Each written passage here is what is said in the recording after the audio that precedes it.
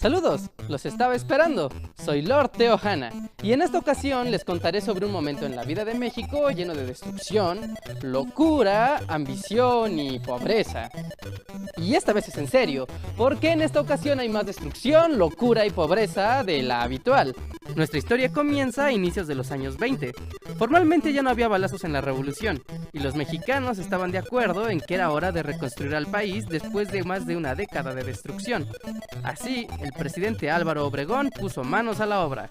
¡Atención! Necesito un reporte del estado de la nación. Las arcas están vacías y tenemos que hacer dinero de alguna manera. Secretario, ¿cómo está la minería? Destruida, señor presidente. Los trabajadores no han regresado a las minas. Hasta los caminos están destruidos. Bueno, tal vez no sea buena idea comenzar por ahí.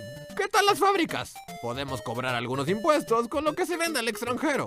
No será fácil vender cosas por un tiempo, señor. Sin caminos no podemos transportar mercancías fuera del país. Además, hay demasiados asaltantes. ¡Claro! Lo recuerdo. Y dígame, ¿qué tal el campo? Muchos campesinos ya tienen tierras. Al menos podremos vender frijoles de la primera cosecha. En realidad no, señor presidente. Los campesinos no tienen dinero para comprar semillas, tampoco tienen herramientas y ha llovido muy poco. No pueden trabajar hasta que les ayudemos. ¡No es posible! Alguna salida debemos tener. ¿Qué tal el petróleo? En realidad, señor presidente, ese sector se encuentra bastante bien. No sufrieron muchos daños con la revolución, pero usted sabe, los pozos están controlados por los empresarios extranjeros y ya sabe cómo son ellos. Obregón no tenía muchas alternativas y quiso recaudar dinero aumentando los impuestos sobre la explotación del petróleo. Pero las empresas petroleras extranjeras eran mayoría y sabían muy bien qué cara ponerle al gobierno. Por la reina madre, la industria británica no soportará este abuso de los mexicanos. New taxes, never. Solo por tener el mayor pozo de oro negro en el mundo quieren más dinero. Esto es un abuso para los americanos. No verán ni un centavo, Mr. Presidente.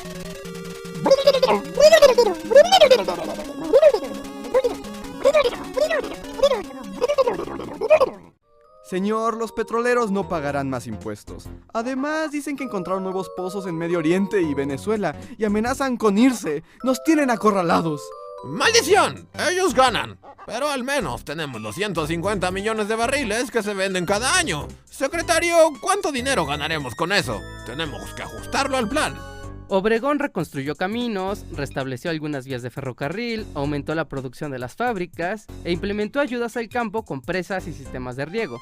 Eran los primeros pasos del Nuevo México, aunque con todo, existía un problema mayor, y es que más del 70% de la población no sabía leer ni escribir. Para 1923, Obregón invirtió 15 millones de pesos en educación, y no era para menos, porque sin educación, México no podía crear sus propias empresas, ni podía crear su propia tecnología, ni cultura, ni artes, ni deportes. Mucho menos podía tener voz en un mundo que estaba llenándose cada vez más de fábricas, y aviones, y submarinos, y ejércitos, y rascacielos, y montones de inventos maravillosos que cambiaron la historia del mundo. Pero bueno, el caso es que en México no había nada de nada. En 1924 comenzó el gobierno de Plutarco Elías Calles. Las exportaciones mexicanas subían, el campo daba sus primeros frutos, y las escuelas en todo el país se construían sin contratiempos, aunque había un detalle que tenía que enfrentar la nueva administración. ¡Felicidades, Plutarco! Ahora que eres presidente, podremos continuar la reconstrucción del país. Hay dinero en las arcas y los recursos siguen llegando. Con buena planeación, nada podrá detener a México. Señor, acaba de llegar un telegrama. Es de los petroleros. Vaya, seguro es una felicitación al nuevo presidente. Veamos, Plutarco, es para ti. ¿Qué dice? Estimado señor presidente, felicidades por su nuevo puesto. Le informamos que la construcción de nuestras plataformas petroleras en Arabia y Venezuela han concluido. Nos vamos a extraer petróleo a nuevos pozos. Es bastante más barato que con ustedes. No lo tomen personal. Abrazos y besos. Posdata, la gente medusa solo manda saludos porque pican. Esto sí que es un contratiempo. Creo que vas a tener que arreglártelo sin todo ese dinero. Bueno, no digas que no te dejé la mesa puesta. Nos vemos. El presidente Calles no estaba solo. Por un lado contaba con la ayuda de Alberto J. Pani, un general de Aguascalientes experto en economía y finanzas. De hecho, era él quien administraba el dinero del ejército constitucionalista de Venustiano Carranza durante la revolución. Carranza pelea, Carranza destruye, Carranza dispara a sus enemigos. No, señor Carranza. Recuerde que cada bala cuesta y aún tenemos un largo camino hacia la capital. Carranza destruye, Carranza ahorra balas, Carranza tiene un buen administrador. Por otro lado, el presidente contaba con Alberto Gómez Morín, un joven chihuahuense de 27 años con gran inteligencia y cercanía al presidente. No puede ser, cada vez recaudamos menos dinero y cada año será peor. ¿De dónde vamos a sacar dinero? ¡Vamos! Necesitamos ideas. Tal vez debamos esperar a que el campo y las fábricas crezcan. En algunos años podremos recaudar más dinero de ellas sin gastar mucho. ¿Estás loco? La gente necesita resultados inmediatos. Cosas tontas que se vean a simple vista. O comenzará a haber alborotos otra vez. Además, la gente allá afuera cree que tenemos dinero para todo. ¿Y qué tal si hacemos nuestro propio dinero? Así podríamos hacer como que se le paga a la gente. ¡Claro! Es una idea brillante. Señor, crear dinero así es ilegal. Los demás bancos del mundo querrán detenernos. ¿Y qué nos van a hacer? ¿Van a quitarnos el dinero que igual no tenemos? Fue así que el 1 de septiembre de 1925 se fundó el Banco de México. Su intención era crear monedas y billetes del mismo tipo para todo el país y determinar de una vez por todas cuánto debían valer las cosas, los sueldos y la comida en todo el territorio. Señor presidente, su plan está en marcha. Reconstruiremos la nación conectando a todos con kilómetros y kilómetros de carreteras, caminos y electricidad. ¡Y escuelas! No olvides que necesitamos más escuelas. Si no comenzamos a moldear a los nuevos mexicanos desde niños, nada de esto tendrá sentido. Penny, ¿para cuántas escuelas nos alcanza? Para unas 4,000, señor presidente. Podemos agregar algunas para los de más edad. Al menos les enseñaremos a trabajar en algo. Los adultos ya son basura, Penny. Pero está bien, que también construyan algunas. Quiero esas escuelas funcionando, cueste lo que cueste. Pero la construcción de la nación sí iba a costar. Y mucho, porque costó sangre, terror y confusión. La guerra cristera que estalló el gobierno de Calles frenó la construcción de escuelas y la impartición de clases. Además, los extranjeros preferían huir del país por temor a la intolerancia religiosa. Y lo peor, hubo miles de vidas sacrificadas y millones de pesos gastados en la guerra. Como si de una maldición se tratara, México no podía vivir en paz. Aún así, Calles logró iniciar la modernización del país. Y aunque su intención era la de hacer un México para los mexicanos, no se pudo evitar mantener la economía y las riquezas en manos de la corrupción, la gente allegada al gobierno, a los hacendados con influencia política y a las empresas extranjeras. Así acabó la presidencia de Plutarco Elías Calles y comenzó el Maximato, que básicamente es Calles dirigiendo el gobierno sin ser el presidente de México. Ahora a Calles se le debía conocer como jefe máximo de la Revolución Mexicana, o jefe máximo para rápido. No se preocupe, jefe máximo, continuaremos la estrategia que usted inició, Juan. Eso ya lo sé, pero estamos en recesión. Cada día recaudamos menos y gastamos más. No se está haciendo dinero con este país. Es solo cuestión de tiempo, jefe máximo. Mientras yo, Emilio Portes Gil, sea presidente, se hará lo que usted diga. Entonces comencemos. Para 1928, México era un país en plena transformación. Cada vez había más cosechas y ganado.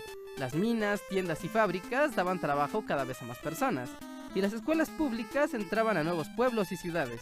Aún así, la gente de provincia comenzaba a migrar hacia la capital del país por falta de oportunidades, y algunas otras gracias a las nuevas carreteras que se inauguraban en buena parte del territorio. El verdadero poder está lejos del poder, ¿verdad, niños? ¡Sí!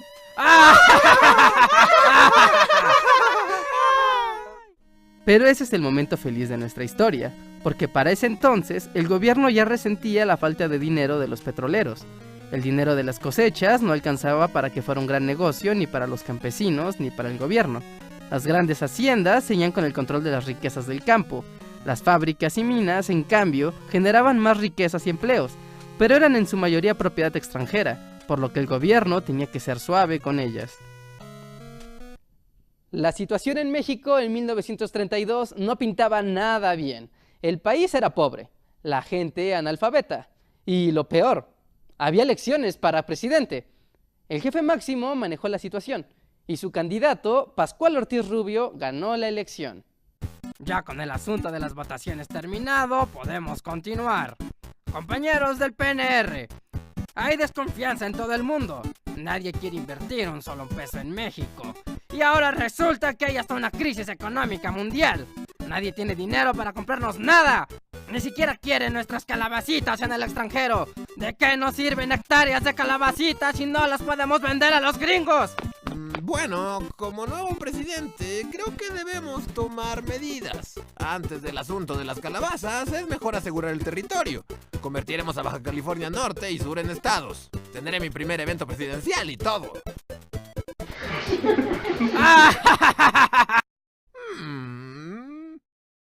Aunque Baja California Norte y Sur sí se convirtieron en estados, el presidente tuvo que someterse al jefe máximo.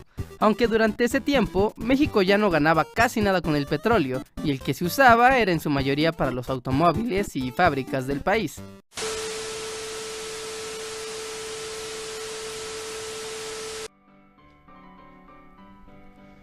Tantos hombres que en la historia de México han buscado el poder con insistencia, capaces incluso de conspirar y matar para sentarse en la gran silla. De entre todos ellos, Pascual Ortiz Rubio es una excepción, pues de las cosas que se pudo haber imaginado ser en la vida, seguro que la de presidente de México estaba entre sus últimas opciones. Y es que Pascual se graduó como ingeniero topógrafo en la Escuela Nacional de Minería. Quizás él soñaba con ser un gran inventor y explorador de fama mundial. Y con este mapa que he trazado, encontraremos la mejor ruta de comercio hacia las Indias. Bien hecho, Pascual. Eres el más grande topógrafo de todos los tiempos. Pero eran los días de la Revolución Mexicana. Pascual se unió al movimiento maderista y así, de forma repentina, terminó involucrado en la política. No le iría nada mal. Diputado, integrante del Ejército Constitucionalista, secretario de Obras Públicas de Obregón, gobernador de su natal Michoacán. Pero un día se levantó y descubrió que eso no era lo suyo.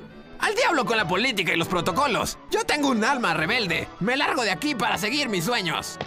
Pascual, no olvides tu suéter, hijito. Oh, cierto. Gracias, mami. Así Pascual comenzó a viajar por todo el mundo en busca de aventuras. Primero abrió un negocio de libros y una tabaquería en Barcelona. Después viajó a Egipto para estudiar los sistemas de riego que habían llevado los ingleses.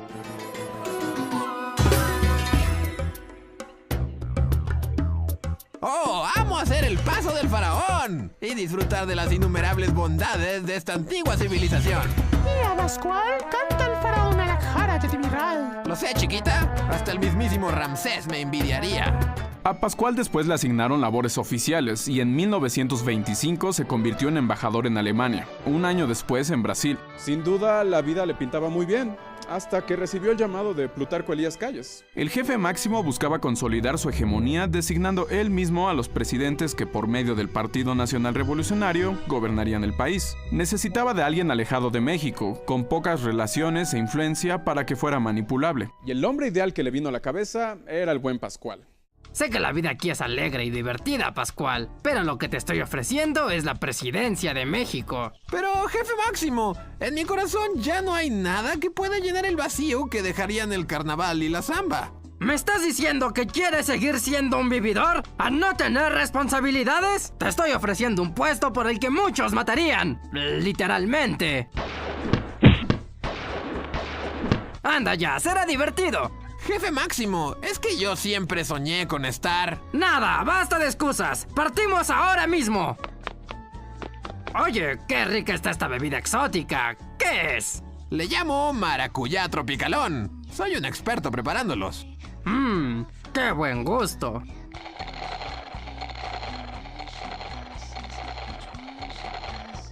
¡Anda ya! Fue así como en un abrir y cerrar de ojos el destino de Pascual cambió repentinamente. Ya con la aprobación del jefe máximo, lo que ahora faltaba era que se convirtiera en el candidato oficial del partido. Pero no sería tan fácil. Todos en el PNR apoyaban a Aarón Sáenz, un antiguo obregonista. Sin embargo, Calles sabía que era ambicioso y lo podía traicionar en cualquier momento, así que en la Convención Nacional del PNR en Querétaro, se valió de todo tipo de artimañas para que Pascual fuera el elegido. Rodeó el lugar de simpatizantes de Ortiz Rubio que cargaban ametralladoras Thompson. ¡Viva Ortiz Rubio! ¡Viva Ortiz Rubio! ¡Viva Ortiz Rubio! ¿Verdad que viva Ortiz Rubio? Sí, viva Ortiz Rubio. También quiero escuchar a Bobo. Viva Ortiz Rubio, sí. Bien, me agrada su actitud. Compró decenas de funcionarios. 20 monedas de chocolate y un pequinés por tu voto. ¡Hecho! Incluso apañó asientos antes de la votación con delegados falsos. Oye, ese era mi lugar. ¡Motonga! Dijo la changa. Esto no es justo. Exijo que se aclaren estas irregularidades. Y así, mágicamente, con 850 votos de un total de 950 delegados, Pascual ganó la elección. Antes del amanecer, el partido lo nombrará y cuando salga el sol, candidato oficial será. Ahora, ganar la presidencia tampoco sería muy sencillo. Su mismo equipo le decía al jefe máximo que si de entre los 16 millones de mexicanos hubiera buscado al menos apropiado para ser presidente, seguramente habría dado con Ortiz Rubio. Calles tenía que lograr que él, de algún modo, pudiera ser presidenciable. Para esto se valió de toda la maquinaria del partido y logró que funcionarios, gobernadores y sindicatos cerraran filas y apoyaran a Pascual en las elecciones que lo enfrentarían contra el respetado pensador y escritor José Vasconcelos. Los vasconcelistas comenzaron las innumerables burlas contra Pascual, hasta tenían una porra. Si es usted un animal, dé su voto a don Pascual. Si son puros sus anhelos, voté por Vasconcelos. Oigan, son puros mis anhelos, pero no voy con Vasconcelos. Y me llamo Pascual, pero no soy un animal. Pero te encanta que te diga osito fortachón. Eso solo para ti, chiquita. Estos pelados no tienen ningún derecho de faltarme al respeto. Si es usted un animal, dé su voto a don Pascual. Si son puros sus anhelos, voté por Vasconcelos. Después de tantas burlas y meses de campaña, en noviembre de 1929 finalmente llegaron las elecciones. Vasconcelos contaba con el apoyo de la clase media y estudiantes, Pascual con el poder del jefe máximo y toda la estructura del partido. Aunque era poco probable un triunfo de Vasconcelos, de todas formas el PNR decidió no correr riesgos. Y desde sus primeras votaciones hicieron uso de todas sus artimañas. Hubo de todo, robo de urnas, manejo de resultados, hasta asesinatos de algunos líderes de la oposición. Los resultados finales daban un 5% de los votos a Vasconcelos y 94% a Ortiz Rubio. Así, Pascual se convirtió en el nuevo presidente de México. ¡Tengo miedo! Pascual comenzó entonces su mandato con una serie de cambios que... ¡Fraude! ¿Qué? ¿Perdón? ¡Fraude! ¡Que hubo fraude! ¡Esas elecciones fueron sucias! Sí, Vasconcelos, lo acabo de explicar. Yo debía haber sido el presidente. Mi solemne retrato debería adornar este salón de Palacio Nacional. ¿Qué te puedo decir? Suerte para la próxima.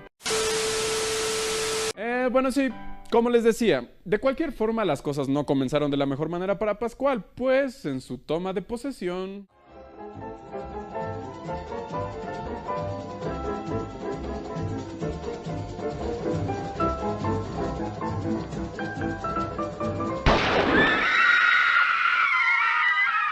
El atentado dejó traumado a Ortiz Rubio. No salió de la residencia presidencial por semanas y desde entonces se hizo de una escolta personal. El atentado y su temor de que se repitiera solo aumentaron las burlas contra él. La gente ya lo apodaba el Nopalito y Ortiz Burro. Además, como todos sabían que Calles era el verdadero poder tras la silla, a Pascual le costó mucho hacerse respetar como presidente. Una anécdota sirve para demostrar esto. Cuenta la historia que un día, mientras Pascual visitaba el manicomio La Castañeda, se acercó un loco y le dijo: ¿Y tú quién eres? Soy el presidente de la República. Vengo a visitar a los enfermos mentales como tú y ayudar para que se curen y puedan reintegrarse pronto a la sociedad. ¡Cállate! ¡No digas tonterías! Pues a mí me tienen aquí recluido desde hace 3 años, nomás porque dije que era Napoleón. Ya me cayó bien este tipo. ¡Se acabó! ¡Se acabó! ¡Esto tiene un límite! Estoy cansado de ser ninguneado y de ser el jodido objeto de sus burlas. ¡Hasta tú te ríes en mi cara, Carlitos! Eso no es cierto, presidente. ¡Claro que sí! Ayer me pusiste una chincha en mi silla antes de que me sentara. ¿Crees que no me di cuenta? Amanecí con el culo hinchado. Era una bromita blanca, presidente. Bromitas blancas las que tendrán que aguantar de mí a partir de ahora. ¡Están todos despedidos! ¡Yo soy el que manda en este país! No te enojes, Osito Fortachón. Osito Fortachón le mostrará su verdadero carácter al país entero. Pascual destituyó a varios callistas importantes de su gabinete y de la estructura del PNR, por lo que de cierta forma desafió la autoridad del jefe máximo. Uy, ahora sí ya se enojó en serio. Pascual está dispuesto a respetar la autoridad del jefe máximo, pero no de su aparato político. ¿Me escucharon, sabandijas? ¡Ah! ¡Huyan, miserables! ¡Huyan! ¡Huyan lejos y nunca regresen! Todos estos movimientos tomaron por sorpresa a Calles. Jefe Máximo, ¿no que sería una persona fácilmente manipulable? Cuando lo vi por primera vez en Brasil bailando samba fue lo que pensé, pero nunca imaginé que se pudiera convertir en un punk. Se dice punk, Jefe Máximo. Da igual. Fue cuando Calles utilizó sus grandes habilidades políticas e hizo todos los movimientos necesarios para acorralar a Pascual.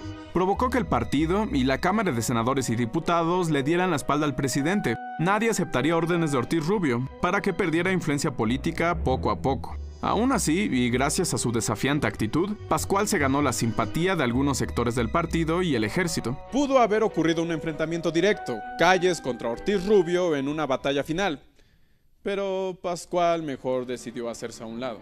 Ya fue suficiente del Pascual punk. Tampoco era para tanto. Pero Pascual, si ya eras sexy, así lo eras 1000 veces más. Lo sé, chiquita, pero de todos modos la política nunca ha sido lo mío y prefiero evitar el derramamiento de sangre. ¿Y qué haremos ahora, Pascual? Conducir en moto a la luz del atardecer sin rumbo ni obligaciones, porque soy un rebelde, chiquita, un rebelde sin causa.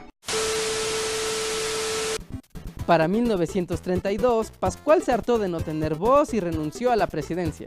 Pascual viajó a los Estados Unidos y ahí vivió varios años. Solo regresaría bajo el mandato de Cárdenas en 1935 para dirigir Petromex, la empresa que había sido creada tras la expropiación petrolera. Después se dedicó a viajar por la República, atendiendo negocios personales y encargándose de trabajos como ingeniero topógrafo, hasta que murió en la Ciudad de México en 1963. Te echaremos de menos por siempre, Pascual. Pasó a la historia como el Nopalito o Ortiz Burro, pero la verdad es que Pascual no fue un mal presidente. Bajo su mandato la economía fue estable, se ratificaron varias leyes importantes como la de libertad de cultos, se invirtió en el campo y se otorgaron créditos. Además, se ampliaron gastos en educación, comunicación y obras públicas. Su sustituto fue Abelardo Rodríguez, un presidente prácticamente invisible que destacó por... fue bueno en su periodo se inauguró el Palacio de Bellas Artes y su administración solo fue la tumba del plan económico del jefe máximo. Para 1934 la crisis parecía no tener límite. El jefe máximo y su plan cayeron en un abismo económico.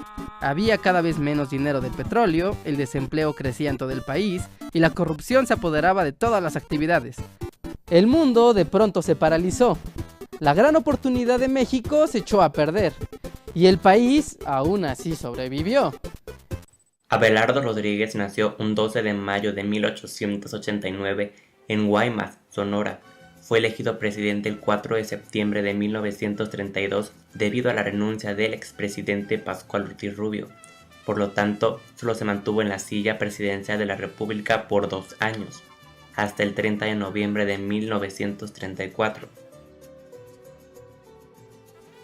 La situación política del país no experimentó ningún cambio fundamental con él en el poder, aunque sí tuvo varios cambios en diferentes aspectos.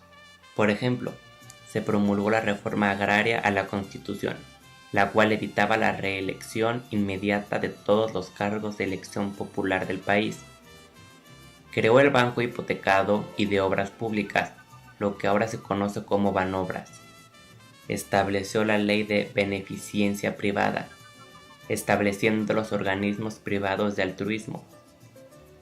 Debido a las huelgas en los centros fabriles, se estableció el salario mínimo industrial el 5 de enero de 1934. Además, reformó el artículo 3 de la Constitución mexicana el 10 de octubre de 1934 e implantó una educación socialista. Antes de finalizar su administración, Abelardo Rodríguez inauguró el Palacio de Bellas Artes el 29 de septiembre de 1934. Después de dejar la silla presidencial, se retiró de la política hasta 1941, cuando México se enfrascó en la Segunda Guerra Mundial y el entonces presidente Manuel Ávila Camacho convocó a todos los expresidentes vivos a una marcha de unidad nacional. Así fue como retomó su vida pública y en 1943 fue elegido como gobernador de Sonora. Se retiró definitivamente en 1948 por problemas de salud, renunciando al gobierno de Sonora y fallece el 13 de febrero de 1967 en La Joya, California, en los Estados Unidos. Lázaro Cárdenas nació en 1895 en Jiquilpan, Michoacán, hijo de Dámaso Cárdenas, un comerciante. La escuela no era lo suyo. En 1908, el joven Lázaro la dejó para ayudar a su padre y al año siguiente se convirtió en meritorio de la oficina de rentas del lugar. Su habitual silencio le ganó un apodo, el Mudo. En 1911 murió su padre, dejando a esposa e hijos en una precaria situación económica. A los 15 años, Lázaro se convirtió en el jefe de su numerosa familia. En 1913, la revolución llegó a Jiquilpan. Aunque la madre lo envió a refugiarse con un tío, el joven Lázaro se unió a los rebeldes que peleaban contra Victoriano Huerta. En Sonora, 2 años más tarde, conoció a Plutarco Elías Calles y la simpatía fue mutua. El maestro, en busca de discípulo, encontró al alumno que buscaba un padre. Lo llamaba, con cariño, chamaco. Con los sonorenses, Cárdenas combatió a Pancho Villa, a los yaquis, y tras regresar a Michoacán, a los bandoleros que asolaban su estado natal. En 1920, Cárdenas se adhirió al Plan de Agua Prieta, proclamado por Adolfo de la Huerta en contra de Venustiano Carranza, quien se había internado en la Sierra de Puebla. Pero el general Rodolfo Herrero se le adelantó, salvando a Cárdenas de participar activamente en el magnicidio. En 1928, a sus 32 años, Lázaro llegó a la gubernatura de Michoacán. Ahí impulsó la reforma agraria y en 4 años repartió más tierras que los otros gobernadores en los 10 años anteriores. Cárdenas ejerció el poder con un sentido paternal. Solemne y serio, infundía respeto y simpatía. Los indígenas tarascos le llamaban con el sobrenombre perfecto, Tata Lázaro. Tras el asesinato de Álvaro Obregón en 1928 comenzó el maximato. Plutarco Elías Calles, el jefe máximo, sin ser presidente, dominaba el poder ejecutivo. En 1930, Cárdenas se convirtió en presidente del recién fundado Partido Nacional Revolucionario, o PNR, antecesor del PRI. Aunque los años siguientes significaron algún conflicto entre Cárdenas y Calles, este confió en el chamaco y lo eligió candidato a la presidencia en 1933. El 1 de diciembre del año siguiente, Lázaro Cárdenas tomó posesión de la presidencia de México. Pero Cárdenas no estaba dispuesto a ser un presidente más del maximato. Más de un año le tomó desplazar del gobierno a Calles y a los callistas, pero al fin, el 9 de abril de 1936, envió al jefe máximo al exilio. No rompía así solo con el líder de la revolución, sino con su padre político. A partir de aquel momento, Lázaro Cárdenas puso en marcha el vasto programa social que ensayó como gobernador de Michoacán. Su gobierno se concentró en la repartición de tierras, que acabó definitivamente con los latifundios y estableció el ejido colectivo como principal forma de tenencia de la tierra en el campo. El éxito de la reforma agraria fue enorme en términos políticos, no tanto en los económicos. El gobierno cardenista tuvo una importante presencia en el plano internacional. En 1936 se pronunció a favor de la República Española y cuando ésta fue derrotada admitió a miles de refugiados de la Guerra Civil. Su llegada a México significó un enriquecimiento del panorama cultural debido a que muchos de ellos eran intelectuales destacados. En 1938 el impulso nacionalista del gobierno de Cárdenas vivió su momento culminante. En respuesta a la negativa de las compañías petroleras extranjeras de acatar un fallo laboral de la Suprema Corte de Justicia, se decretó la expropiación de sus bienes. La Constitución de 1917 comenzaba, más de 20 años después, a tener efecto. Aquel mismo año de 1938, el PNR se convirtió en PRM y en 1946 se convertiría en el PRI. Al plantearse la sucesión en 1940, la decisión lógica de Cárdenas parecía ser su mentor, el radical y explosivo Francisco J. Mújica. Sin embargo, terminó por inclinarse por su antiguo y fiel lugarteniente, el moderado Manuel Ávila Camacho. Al terminar su gobierno, Cárdenas apuntó en su cuaderno de memorias: me esforcé por servir a mi país y con mayor empeño al pueblo necesitado. Cancelé muchos privilegios y distribuí en buena parte la riqueza que estaba en pocas manos. Decía la verdad. Durante los años de la Segunda Guerra Mundial, Cárdenas desempeñó el cargo de secretario de la Defensa. Sin salir del PRI, se convirtió en figura tutelar de la izquierda en México y también fuera del país. En 1960, Fidel Castro lo invitó a La Habana para participar en la primera conmemoración oficial del asalto al cuartel Moncada. Lázaro Cárdenas falleció en la Ciudad de México el 19 de octubre de 1960.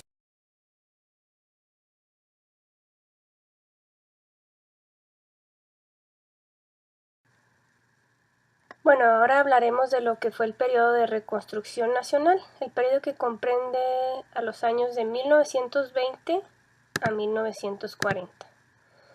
Aquí podemos ver este mapa cognitivo que resume este periodo de reconstrucción nacional.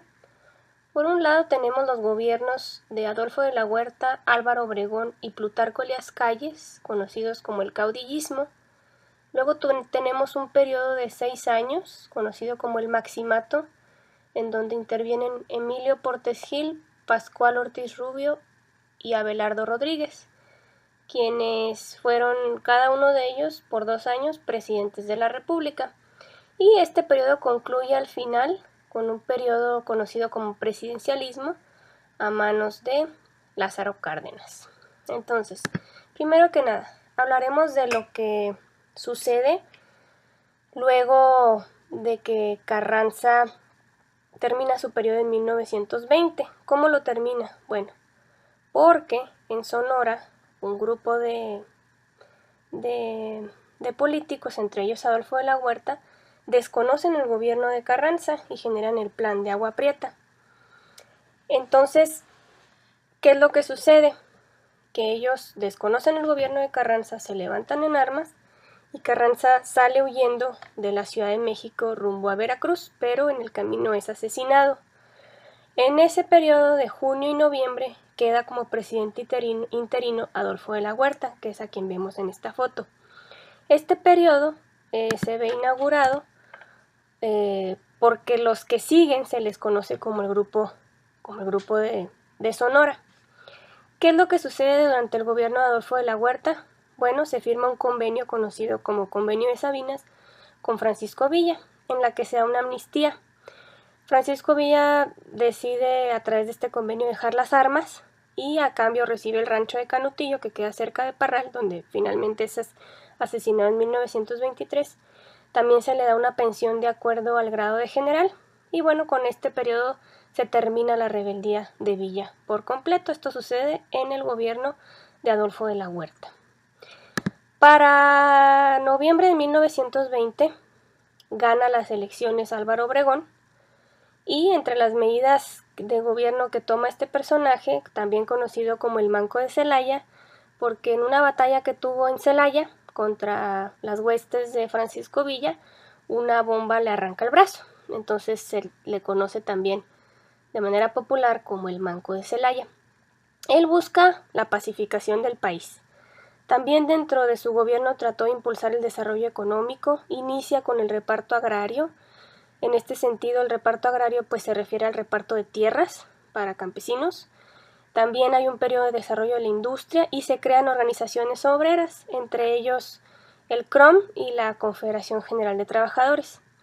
Se crea también lo que es la Secretaría de Educación Pública en 1921 a manos de José Vasconcelos. Y también se crea el Departamento de Bellas Artes. Esto es principalmente lo que sucede durante los 4 años que está en el poder Álvaro Obregón, 1920 a 1924. Por otro lado, en torno a las relaciones internacionales, Estados Unidos no reconoce al gobierno de Obregón. Al contrario, Estados Unidos pensaba que el gobierno de Obregón le estaba afectando los intereses petroleros que ellos tenían en nuestro país, y por ende que todos sus intereses y su economía en torno al petróleo estaba en riesgo. Lo que sucede es que suspenden relaciones con México y no es hasta 1924 que se firma el Tratado de Bucareli, en el cual se determina que México respetará a Estados Unidos las propiedades de explotación que tienen en nuestro país y también que se le indemnizará por los daños causados. Todo esto, bueno, a lo largo de lo que fue la guerra de la Revolución Mexicana. Luego el Tratado de Bucareli, luego de que es firmado, entonces Estados Unidos reconoce al gobierno de Obregón. Para 1924 llega a la escena política un nuevo personaje, Plutarco Elías Calles. Él fungía como secretario de Gobernación dentro del gobierno de Obregón y dentro de las acciones más importantes, pues primero que nada crea el Banco de México, que aún existe hasta nuestros días. Es el Banco Central que regula la economía, la macroeconomía de nuestro país, la moneda y la paridad con otras monedas del mundo. También impulsa lo que es la infraestructura y crea lo que es la Dirección General de Caminos, algo así como lo que ahora es la Secretaría de Transportes. Y bueno, se construyen carreteras, presas y canales. Durante su periodo también hay un movimiento bastante grave, lo que se le conoció como la Guerra Cristera, que sucede de 1926 a 1929, y más que nada aquí se va el Estado en contra de las órdenes religiosas y del clero, y bueno, también se da una respuesta por parte de la Iglesia, que lucha por lo que son las libertades religiosas. La llamada Ley Calles fue aquella que, bueno, lleva el apellido de este presidente, en donde se clausuran capillas, conventos, iglesias. Durante este periodo hubo mucha persecución y hubo una masacre hacia la comunidad católica en México. Todo esto, bueno, pues termina en 1929, ya en el gobierno de Portes Gil, pero bueno, inicia en el gobierno de Plutarco Elías Calles. Este personaje, con todo y que gobernó de 1924 a 1928, logra extender su poder hasta 1934. Ya este periodo que sigue al gobierno de Plutarco Elías Calles se le conoce como el Maximato. ¿Qué es el Maximato? Con todo y que hubieron 3 presidentes, los que vemos reflejados aquí en este cuadro, de todas maneras el poder residía en las manos de Plutarco Elías Calles. Él decidía, organizaba, legislaba, aprobaba todo lo que sucedía en el país y prácticamente tenía como títeres a estos 3 presidentes que lógicamente pues no tuvieron mucha influencia directa en los acontecimientos del país. El primero de ellos, Emilio Portes Gil, estuvo en el poder de 1928 a 1930. ¿Por qué? Bueno, porque Álvaro Obregón de nueva cuenta se había postulado al poder, pero inclusive se hicieron modificaciones a la Constitución para que pudiera reelegirse.